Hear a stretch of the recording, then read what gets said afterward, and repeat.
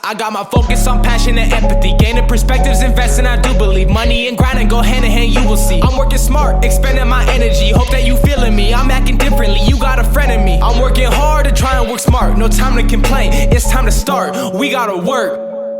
Future millionaires. Hello, everyone. Welcome back to another episode of Future Millionaires. Today, we have on Greg Reid, who has done a lot of stuff in his life. And I mean, this man is a filmmaker, keynote speaker, best-selling author, CEO of multiple successful corporations, the founder of Secret Knock, and in my opinion, a modern-day Napoleon Hill, which we'll get into later just because he spent so much time with extremely successful people. So with that being said, and without further ado, Greg, how you doing today? Ooh, crowds go wild. Okay, so when I was 18 years old, the first present I ever got that I embraced was I got a license plate frame, and it said Millionaire in Training.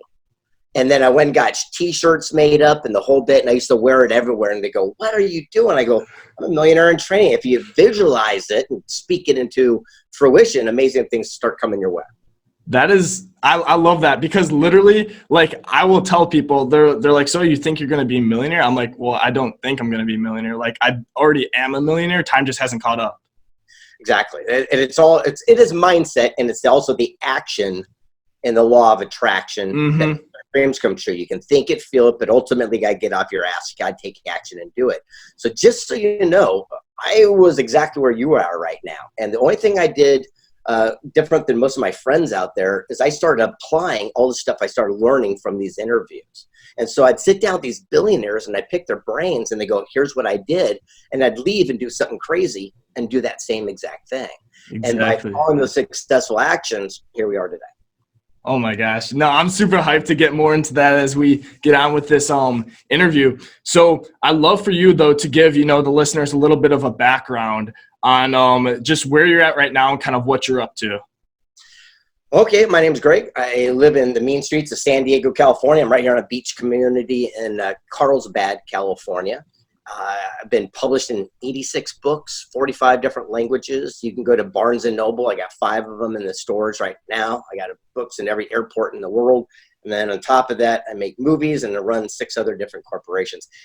I just kind of do a lot of different things, but be very clear, I don't do them all. I run them and oversee them, but I sit in my office right now drinking coffee, talking to you. No, I love that. And that is one thing that I wanted to touch on too, was I noticed like that with a lot of people I've had on the show, a lot of times they talk about, focus. They're like, you have to like pick something, really focus on it, drive that home, kind of like go deep on one certain skill and, outsource the rest. And I'm just wondering, is that how you were able to build out, all the different ventures you have? Or has that, been a different strategy that you've used to have so much success in so many areas?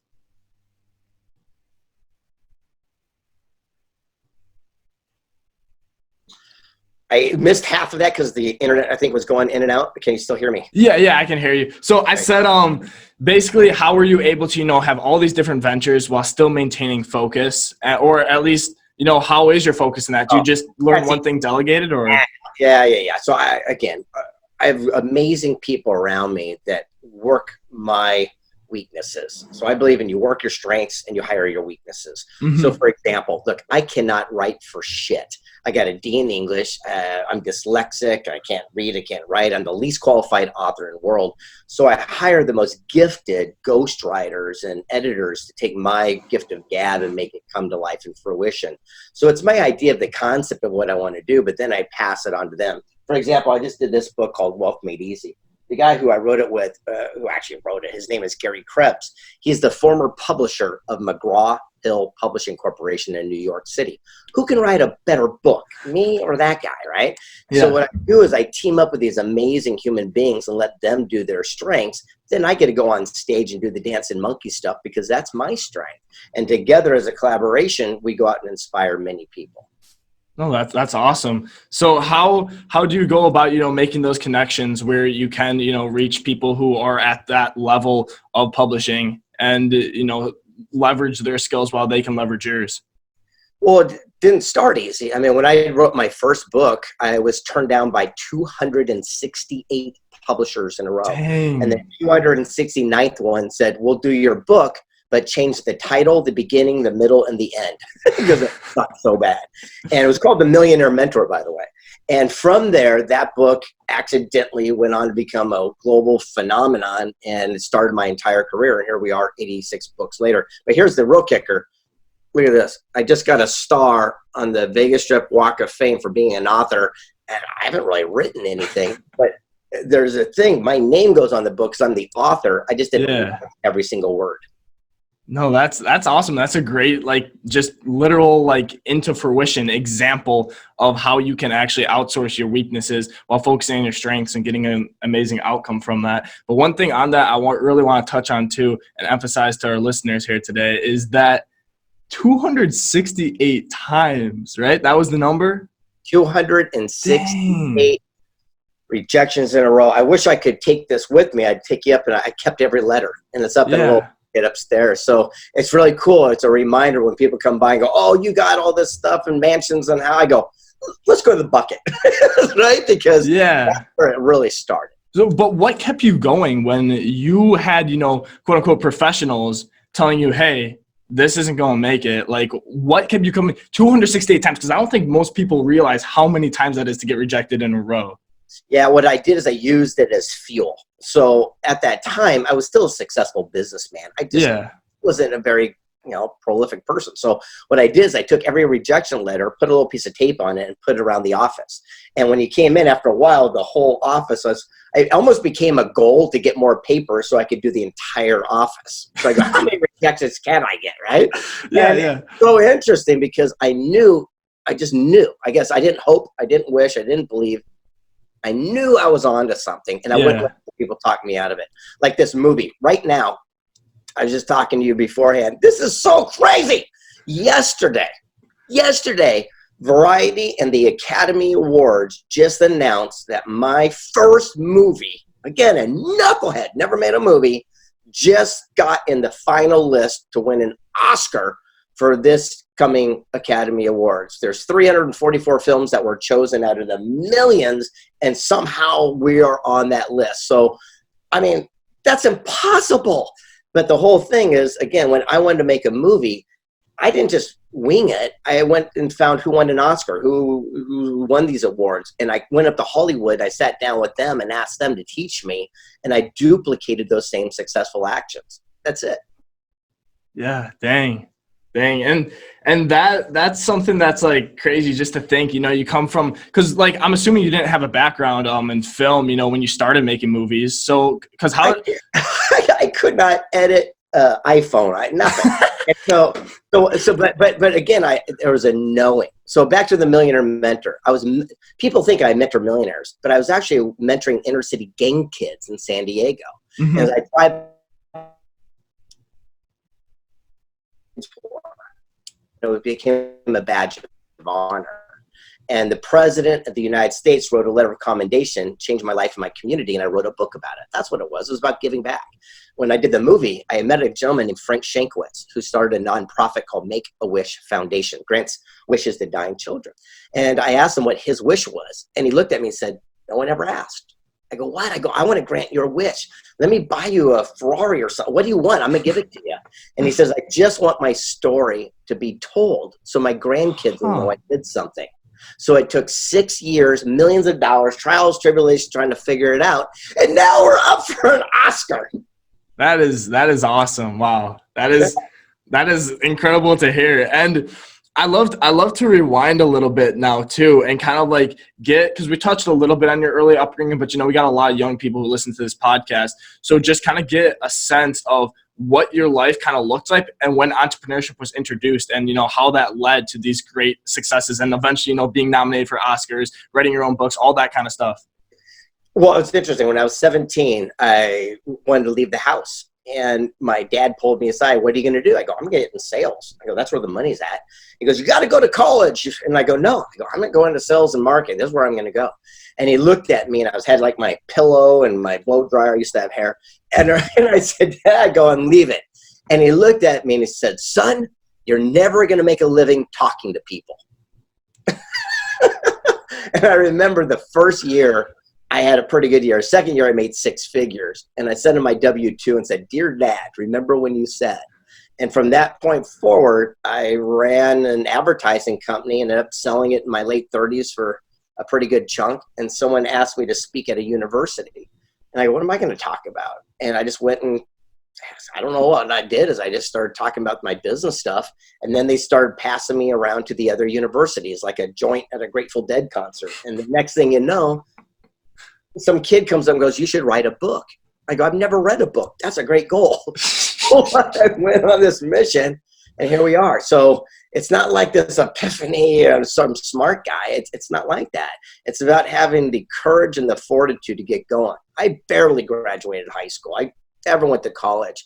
But now, we can see down here, I get honorary doctorates and PhDs and things like this for the work that I've done by taking that action and the law of attraction.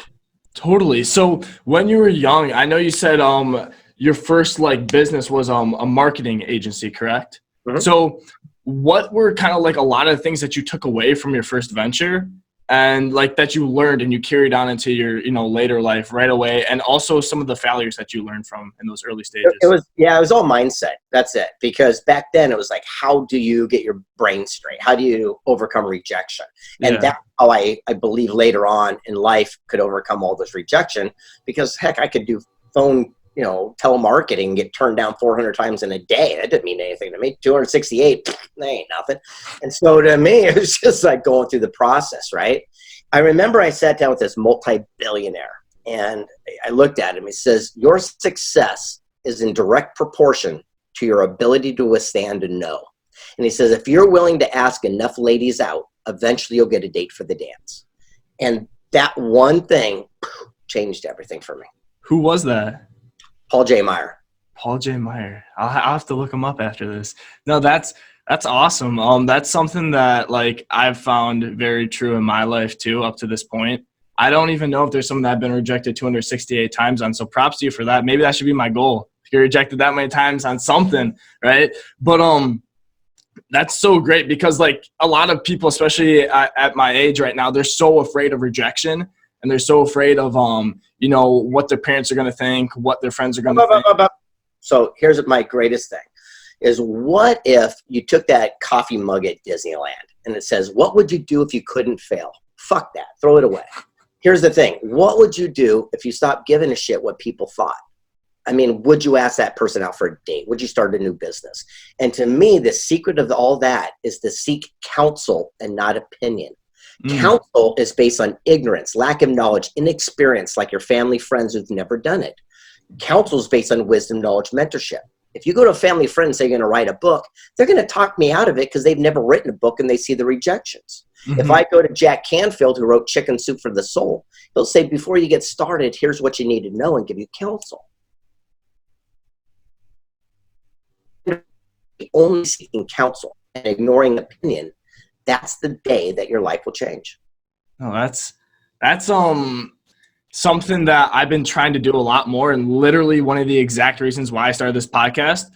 Like one of the things in my mission statement was so like you know, people, including myself, of course, and younger people can learn directly from millionaires, you know, that have actually had success in their field, so they can kind of reverse engineer their own success moving forward in their lives.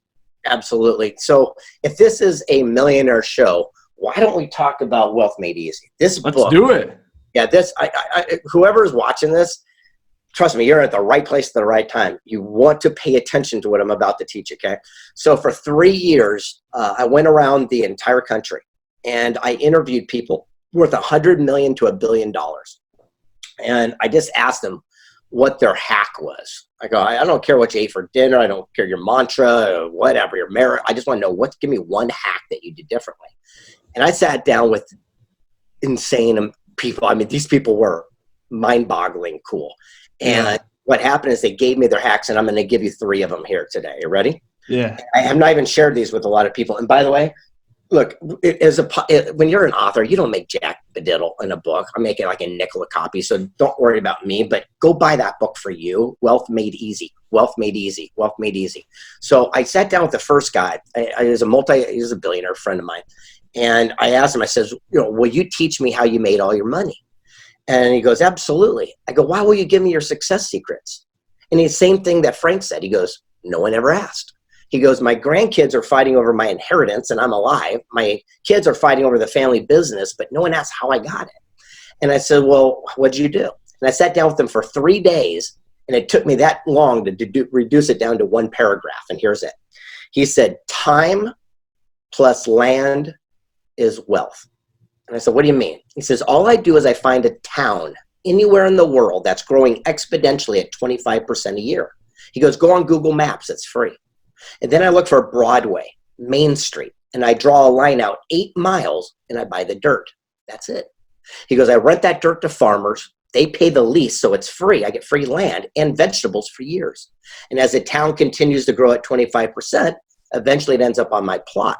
And since I'm on Broadway, Main Street, I own the biggest amount of land. That's what I sell to the big box stores for 800 times what I paid. $1 billion. Dang. So who was this? I'm not going to tell you. It's in the book. And the next one, I sat down with, I will tell you, this guy. You ever heard of a company called Lamborghini? Have you ever heard of Lamborghinis? Yes. So yes, of I course. sat down with Tonino Lamborghini. I said, how did you and your dad create such an empire? And he says, all you got to do, and this is really cool, is create a product, good, service, or experience that people will save their money to happily hand it over to you. So what do you mean? He goes, think about it. He goes, nobody is going to save all their money to buy your book, but they're going to cash in their 401k to drive one of our vehicles. He goes, you will never spend $4,000 a night to live in your own apartment, but you'll happily cash in the family vacation fund to go to Anaheim to give it to a mouse with big ears. He goes, if you can find a product, good, service, or experience that people will save their money to hand it to you, he goes, not only will you never have a chargeback, complaint, argument, nothing, because people are gladly doing it. Dang, we're getting all the advice, not only from Greg Reid, but from all the advice that he's obtained through his, millionaires, billionaires that he has spent time and learned from. So with that being said, what are the top 3? If you had to pick just 3 people that you've sat down with, what are the 3 that you've personally, right, learned the most from? Well, and write this down so we can come back to it. Okay. The letter CPC, because I was going to give you my third, but I'm going to answer that question. But you have to, I got CPC, if I can instill into young people, will change your life forever. So the whole concept of the 3 people, let me see. I have sat down with so many different people. I mean, I was just doing Secret Knock this last time, and President Vicente Fox of President of Mexico comes in. Yeah. He sits down next to me. I go, Vicente, let's start our interview slow, and we'll work our way up. And he goes, okay. I go, I understand you're building me a wall. He goes, you son of a gun, right? And it's so cool to sit with these people. I had a private Skype with Edward Snowden while he's hiding in Russia, all the way down to. Dang. Who was the last person you said there? Yeah, Edward Snowden. Who's hiding in Russia, and I had a chance to do a private Skype to, see right from the horse's mouth, not from CNN or whatever. Exactly. Yeah, of course. Go through. And my concept is, how do you get to the front of the line? Uh-huh. We started Secret Knock, this event in San Diego. The next one's March 25, 26, as the greatest event that you cannot attend. And we became the Forbes, Inc. and Entrepreneurs top business event. It's weird. It costs $3,000 to go, and we won't tell you where it is or who will be there. You just have to trust us.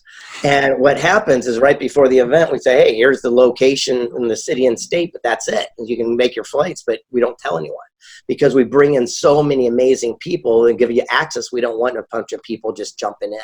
And it's limited to only a couple hundred folks from around the globe. But imagine your learning curve changing. If you have a clothing line, and you sit down with the founder of the $1 billion brand, UGG boots, and get to actually have lunch with the guy and pick his brain. Yeah.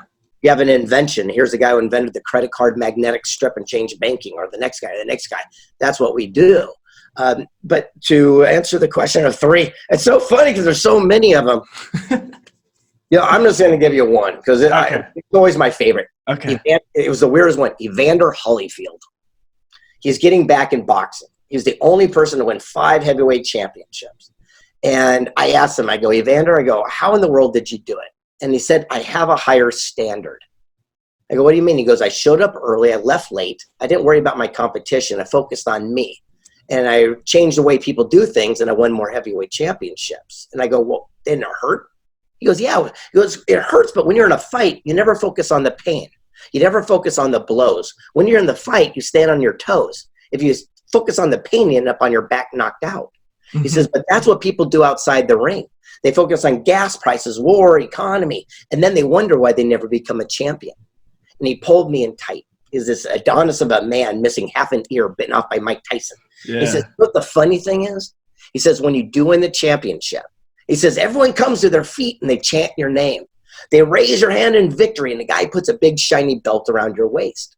He says, at that moment and at that second, you don't feel even one of the punches you took along the journey. But the guy in the losing locker room will feel every bruise, have every excuse for the rest of their life, wishing they would have raised their standard. Dang.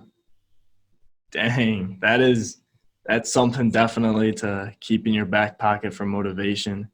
And that's how I felt a lot of times in football, actually, because before I found business, I thought, man, I love football. I realized I wasn't going to go to the NFL, for specific reasons, but, just playing football with my friends, I loved. And that was always something that I thought of, when you're in that battle, sure, it might hurt then, but at the end of the game, it's going to hurt way more if you put yourself in reserve and you didn't, give everything you had when you lost, right? So if you won, though, and you gave everything you had, you're not going to be complaining.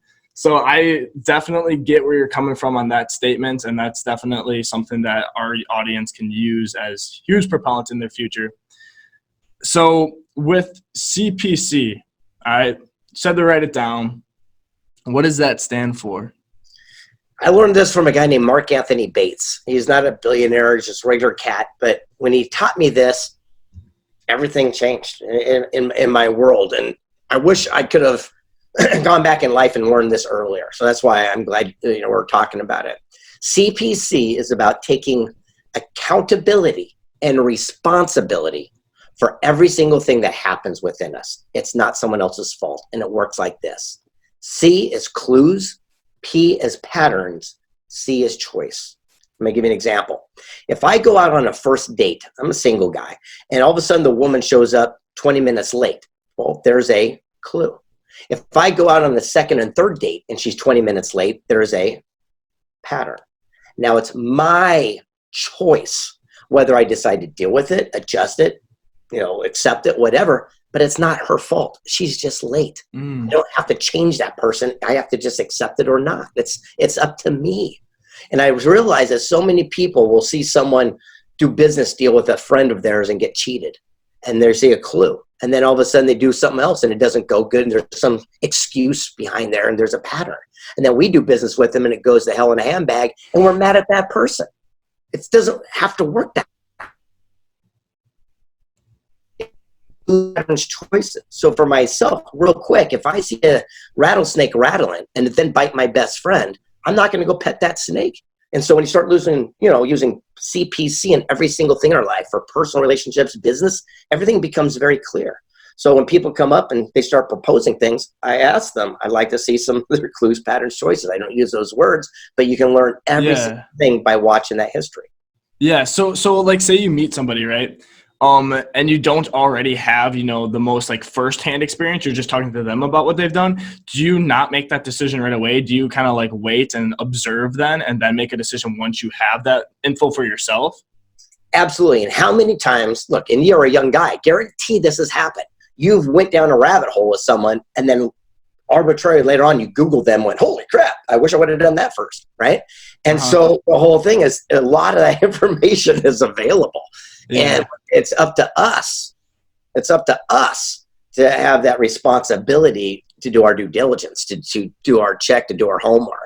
And it's one of those type of things where that's what I do on a constant basis. So now, if I got an employee and they show up and they don't do an assignment on time and there's a clue, and then they do 2 more assignments and they don't do them on time, boom, done. I'm not going to hold on to that. Yeah. Long. I'm gonna let go. Where other people say, "Oh, this time will be different. Let's do a little status report and how can we make your job?" Screw that. Next. And so the whole idea is it's clues, patterns, choices, clues, patterns, choices. And what happens, it takes years, but now I'm up to a system where it happens super fast. So I can just see boom, boom, boom. And it saves me so much time because I don't have to hold on so long.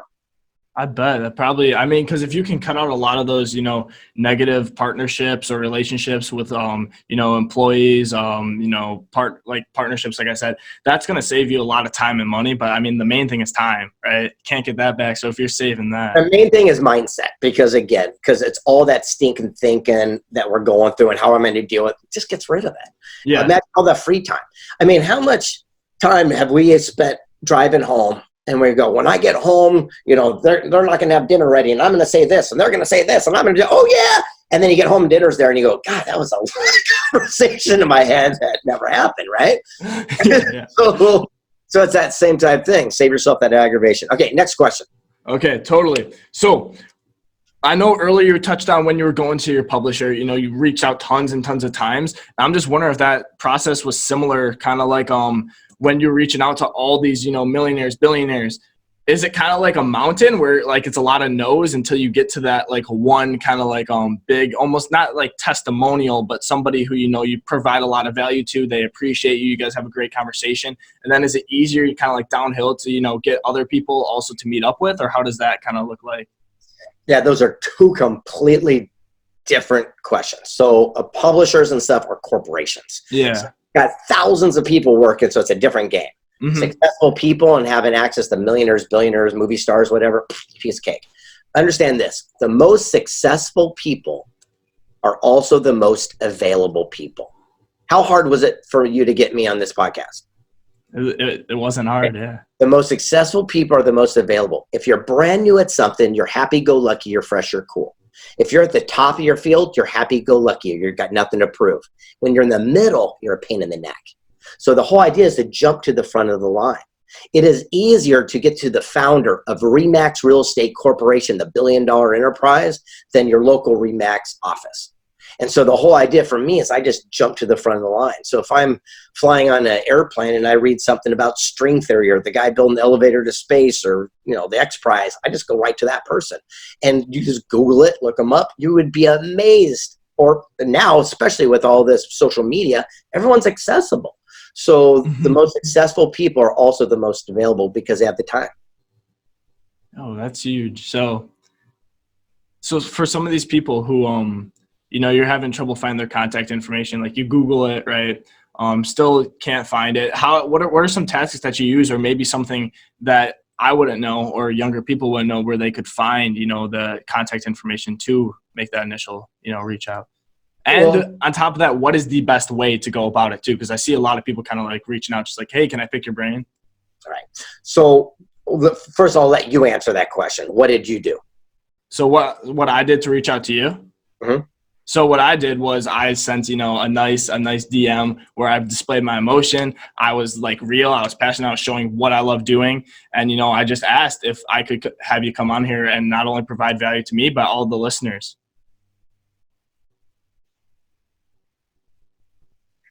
There you go. So again, that's one of the answers. The modern modalities are direct messages, messenger, all this different stuff. So that's what it is. I wouldn't go through too much emails and stuff like that today. However, that is the secret. You just answered it. Door number 2 is, you know, specificity to me is a key. You know, specificity. So this is what I did. I won't tell people what they should do, but I'll just give you my trick. Right, how I did it, especially when I was brand new and, you know, no one ever heard of me. So what I did is I would reach out to someone who's very successful. And for example, I'm writing a book called Stickability, The Power to Persevere. And I'd reach out to the founder of RE/MAX and I'd say, you know, hey, Dave, I never call them by their last name, sir, madam. I just go, hey, Dave, I'm working on a book called Stickability, The Power to Persevere. I need 12.5 minutes of your time. By the time I enter your office, I will leave. And if I don't, you can kick me out. I'm going to ask you one simple question on camera. What did you do to not give up? The chance of them giving me that time is pretty much 999. But when people say, can I pick your brain? Fuck no. Can I take you to dinner? No way. Can I have a 0% chance? I don't know you. I don't want to spend 3 hours. Come on, let's be real. There's only so much time in a day. So the whole idea is that if you're specific in your questions and your ask, You'll be shocked and amazed how many people open up their, time to give it to you, because it's only 12.5 minutes as they're passing to somewhere else. Yeah, totally. So once you do, get that 12.5 minutes, is it kind of like you're looking to also, build a connection in that time? So, eventually the 12.5 could, turn into something that's beneficial for both you guys for more time? Or how do you kind of go about your work in that 12.5? Well, it's never been 12.5, so it always goes more. I remember when Truett Cathy, founder of Chick-fil-A restaurants, same thing, it was going to be like 12 and a half minutes. I flew out to his compound, and it ended up being forever. And it's so interesting. I remember I was walking around, he goes, "What do you think of my sandwiches?" I go, "I've never had one." He goes, "What?" He goes, "We had to do something about that." So we go down to the kitchen, and the founder of Chick-fil-A made me my first chicken sandwich I ever had, right? And it's just a different experience, right? Yeah. Okay. So what on a similar note with meeting up with a lot of these successful people, what are just like consistent traits? And all of them, you've touched on a few so far, but just like the biggest consistent traits that you've seen with all of these millionaires, billionaires, that just like never fails in all of them. I would say it's stickability with the flexibility. There you go. Stickability with flexibility. What that means is, I'll use Truett Cathy. I'll give you back to the founder of Chick-fil-A. I said to him, I go, "I want to be a billionaire like you." I go, "What do I do?" And he looked at me and said, "Well, stop planning." I went, "What?" I go, "That goes against everything we're taught." He goes, "Well, last year you had a lot of plans." I go, "Yeah." He goes, "How did that work out for you?" I go, "Not good." He goes, "You'll hit a goal from time to time because you're scrappy and you get things done." He goes, "You have to have stickability with flexibility." And I go, "Well, give me an example." And he goes, "Look for and capitalize on unexpected opportunity." He says, "If I'm on the couch and I want to get to the end of the street and that's my goal, that's my stickability. I'm not going to quit till I get there, but I'm flexible along the way."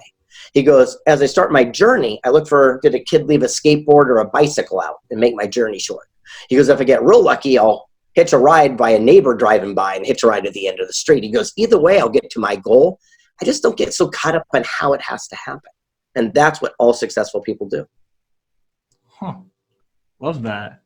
Love that a lot. So, all right, you got one more question. I got to wrap. Okay, we got one more. Whew. Let me make it a good one here.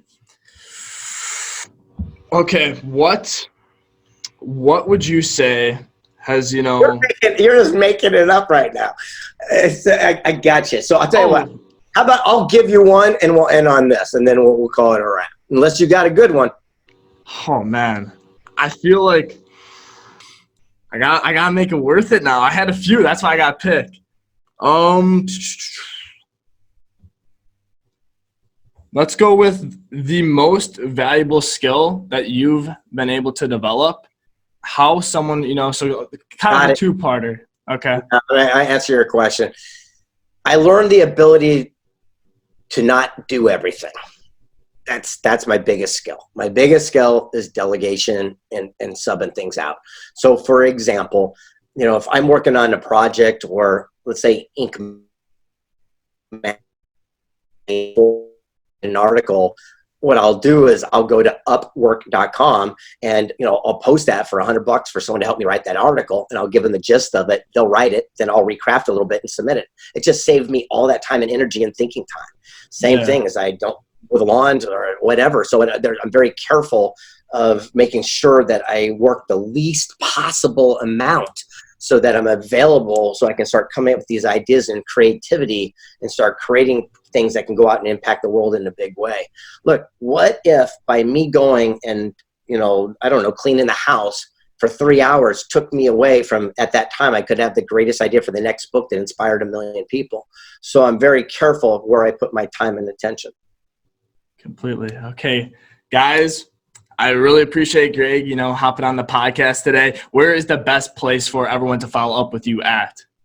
Go to Instagram, since it's a younger audience. Go to Instagram, Greg S. Reid, and you can DM me there. Look, if you can give me a specific question on there, DM me all day. But I don't want to talk about what you ate for dinner or what the weather's like or any of that crap. Just go, "Hey, look, I'm working on this. What do you think?" And if you got something like that, let me know. And then last but not least, when is this going live soon, or when is it going to go out? It will be out in about a little more than a month. Okay, cool. When it does, reach out to me if you're ever in San Diego. Stop by the house. I'll even give you one of my best-selling books. Ha! Look at that, guys. That is, if you want to build relationships, why not start with Greg? He's already been providing all this value on the podcast, and I'm very appreciative for you coming on today, Greg. Talk to you soon. Keep smiling. I will. You as well.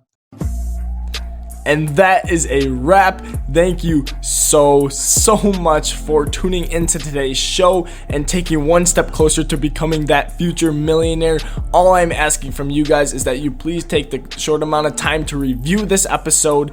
And once you do that, take a screenshot, send it to me on my Instagram, which is Gavin Lera with a period in the middle. And I will be sure to repost that in my Instagram story, give you guys a shout out. Or if you post something about the podcast in your Instagram story, I will be sure to repost that, and there's a little something extra to that I think you guys will like that will be attached to my response to you in the DMs. So look forward to that. All you have to do if you're on iTunes podcast app is you just have to pull up the current episode you're listening to. You hit the purple Future Millionaires underneath the title of that episode. You scroll all the way down to the bottom past all the other episodes. Then you hit write a review, which is underneath, the 5 stars, the visual 5 stars, and you give it a title, a quick description, however amount of stars you think it's worth. Of course, I preferably would love 5. And then you hit send, and all you have to do after that is just know that I am very thankful. Guys, I really believe that this is a very powerful education tool for